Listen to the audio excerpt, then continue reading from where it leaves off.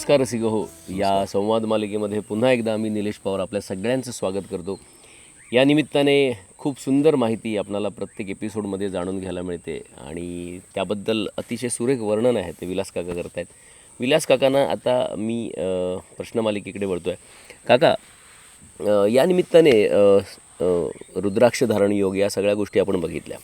मंदिरामध्ये ना 12 ज्योतिर्लिंगांची नावं आहेत आणि दुसरी गोष्ट की मी बघितलं तर वेगवेगळ्या बॉटल्समध्ये, बाटल्यांमध्ये वेगवेगळ्या रंगाचं पाणी आहे, पिशव्यांमध्ये असं काहीतरी पाणी आहे. तर त्या सगळ्या मागचं काय नेमकं हे आहे, प्रपंच काय आहे या सगळ्याचा? हा म्हणजे मी काल म्हटल्याप्रमाणे आम्ही हा कार्यक्रम जो ठरला आणि तो नियोजन सुरू झालं त्याच्यात मग एक एक त्या सूचना येत गेल्या, एक एक असं ते झालं. आणि मग म्हटलं की दत्त महाराजांचं मंदिर आता पुरातन आहे, सगळी लोक येतात, त्यांचं दर्शन होईलच. रुद्राची जी काही मांडणी असेल त्याचंही दर्शन लोकांना होईल. परंतु त्याच्या पलीकडे काय वेगळं आपण काय देणार आहोत त्यांना लोकांना. तर 12 ज्योतिर्लिंग भारत देशामध्ये जी शंकराची प्रचलित आहेत आणि प्रसिद्ध जी खूप मंदिरं आहेत, परंतु 12 ज्योतिर्लिंग म्हणून एक काही जसे अष्टविनायक आहेत महाराष्ट्रामध्ये, आपल्या 8 हां, तसे महाराष्ट्रामध्ये 12 ज्योतिर्लिंग आहेत आणि ती पुरातन आहेत. त्याचे एक फार मोठा इतिहास त्याचा आहे. तर माझ्या असं लक्षात आलं की म्हटलं सामान्य माणसाला काय या 12 ज्योतिर्लिंगापर्यंत पोहोचणं शक्य होत नाही, म्हणजे कोण एक पूर्ण भारतभरात. तर म्हटलं, आणि केदारनाथ तर ते खूपच अवजड आहे त्याच्यात. मग माझ्या असं लक्षात आलं की आपण म्हटलं असं करू की आपण ह्या सगळ्या ज्योतिर्लिंगांपर्यंत पोचायचं वर्षभरामध्ये, आणि त्या प्रत्येक मंदिराच्या दारातली एक पोसाभर माती आणि तिथली जी काय पाण्याची व्यवस्था त्यांची असेल, विहीर असेल, तळं असेल, काय समुद्र असेल, त्याच्यातलं एक सरोवर असेल काय, त्याच्यातलं असं पाणी, आणि ते म्हटलं संकलित करायचं. आणि म्हटलं त्या मातीपासून आणि त्या पाण्यापासून, म्हणजे बाटलीमध्ये आहे ते पाणी आहे मंदिरामध्ये ठेवलेलं, आणि पिशवीमध्ये आहे ती माती आहे, आणि त्याच्यापासून एक मोठं शिवलिंग तयार करायचं. हां, आणि तिथे येणाऱ्या माणसाला म्हणजे औषधात्मक 12 ज्योतिर्लिंगाचं दर्शन होईल. एकच शिवलिंग, एक शिवलिंग करायचं म्हणजे मातीच, म्हणजे आम्ही ते एक मुख्य करणार आहोत. आणि मग ती 12 ज्योतिर्लिंग म्हणून त्याच्या बाजूने काही 12 छोटी ज्योतिर्लिंग करून असं ते आम्ही मांडणार आहोत त्या कार्यक्रमात. परंतु ते नुसतं शिवपिंडी करून ठेवली आहे दर्शनाला असं नाही. हां, तर ते ती जी शिवपिंडी आम्ही ठेवू ती त्या 26 तारीखच्या संकल्पा दिवशी, म्हणजे जसा रुद्राचा संकल्प होईल तसाच या शिवपिंडीचा सुद्धा व्यवस्थित हे होईल. म्हणजे जसे आपण गणेश चतुर्थीला गणपतीच्या मातीच्या मूर्तीची प्राणप्रतिष्ठापना करतो, हां, तशीच या मूर्तीची सुद्धा, म्हणजे या शिवपिंडीची सुद्धा त्या 26 तारीखला योगायोगाने त्या दिवशी रथसप्तमी आहे, चांगला दिवस आहे, तर त्या दिवशी प्राणप्रतिष्ठापना होईल.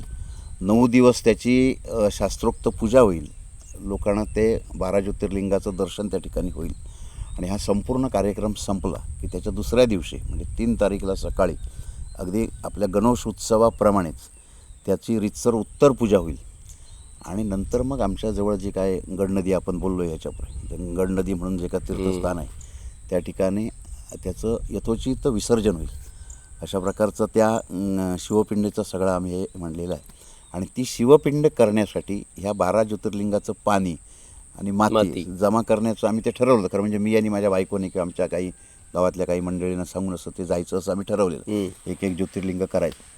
पण गेल्या 2 वर्षात आम्ही हे एकमेकाला सांगत सुटलो.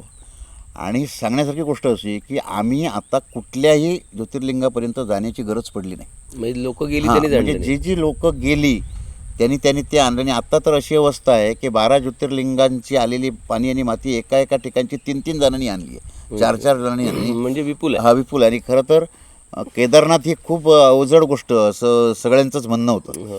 म्हणजे ही चर्चा होत असताना आमच्या इथले गावातले अमोल खानोलकर म्हणून CA आहेत, त्यांना मी म्हटलं भाऊ असं असं करतो.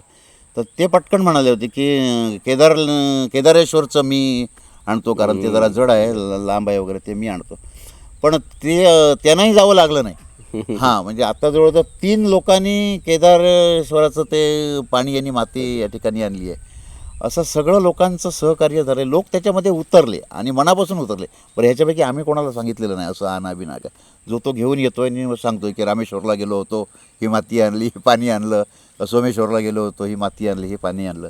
अशा प्रकारे आता जवळजवळ 50 माणसांनी ते हे सगळं माती हे आणून जमा केलं आहे. उद्याच्या 10 तारीखला त्याच्यावर म्हणजे हरकुळ गावामध्ये कुंभार आहेत, म्हणजे वर्धेकर नावाचे. त्यांचासुद्धा इतिहास आहे. म्हणजे इथली जी विहीर आहे आमच्या मंदिराच्या बाजूची समोरची ती 70 वर्षापूर्वी त्या लोकांनी बांधली आहे, त्या कुंभारांनी, हरकुळ गावातल्या कुंभार लोकांनी. मग त्यांचं एक त्या गोष्टीशी निगडीत असलेलं नातं इथलं, ह्याची आठवण ठेवून आम्ही त्यांना बोलावून घेतलं आहे की म्हटलं हे तुम्ही इथे आमच्या मंदिराच्या बाजूला गंगा निर्माण केलेली आहे, तर म्हटलं शंकराच्या माथ्यावरची गंगा तुम्ही निर्माण केली तर शंकराची शिवपिंडी तुम्हीच बनवा येऊन. आणि त्यानं त्याचा खूप आनंद झाला आणि मला वाटतं एक 12-13 माणसं एक 8 दिवस इथे मंदिरात येऊन राहणार आहेत आणि ही शिवपिंडी बनवणार आहेत. असं हे 12 ज्योतिर्लिंगांचं दर्शन इथे होणार आहे आपल्याला. बरं, रसिक मंडळी, या निमित्ताने हे ज्योतिर्लिंग आपणाला सगळीकडे जाता येत नाही 12 ज्योतिर्लिंगांकडे, म्हणून हा केलेला सुंदर जो योग आहे, प्रपंच आहे, त्याचा नक्कीच सगळ्या भक्तमंडळींना लाभ मिळेल, त्यातून सकारात्मक ऊर्जा मिळेल अशी या निमित्ताने आशा आपण निर्माण करूया. पुनश्च एकदा तुम्हा सगळ्यांना शुभेच्छा देतो आणि या एपिसोडमध्ये इथेच थांबतो. धन्यवाद. या संवाद मालिकेमध्ये अतिशय महत्त्वाची माहिती आहे, ती त्यांच्या बोलण्यातून आपल्याला जाणवली. अशीच महत्त्वाची माहिती प्रत्येक एपिसोडमधून आपण जाणून घेणार आहोत. तूर्तास या भागामध्ये इथेच थांबूया. धन्यवाद.